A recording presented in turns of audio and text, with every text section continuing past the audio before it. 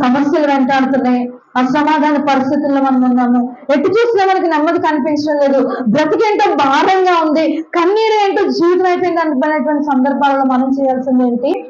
ఆపత్కాలమందు నీ శ్రమలో, నీ ఇరుకులో, నీ ఇబ్బందుల్లో నీ పక్షమందు ఎవరు నిలబడినటువంటి సందర్భంలో నీకు సహాయం ఎటు నుండి రాదు అనుకునేటువంటి పరిస్థితుల్లో నీవు నమ్మాల్సింది, నేను నమ్ముకునేటువంటి నా యేసయ్యను, నువ్వు పిలవాల్సింది ఆయన.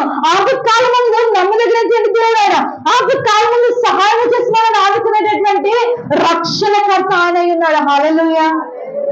ఎక్కడి నుండి విడిపించడానికి వస్తున్నాడో తెలుసా ఆయన?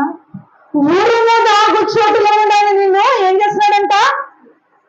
అక్కడ నుండి దేవుడు నీకు ఉత్తరం ఇస్తున్నాడు. నీకు కనబడని స్థలములో నుండి, నీకు వినబడని స్థలములలో నుండి, నువ్వు కనీసం చూడలేని స్థలములో నుండి, ఆకాశంలో నుండి దేవుడు నీకు ఏం చేస్తున్నాడు? నీ ప్రార్థనకు జవాబిస్తున్నాడు.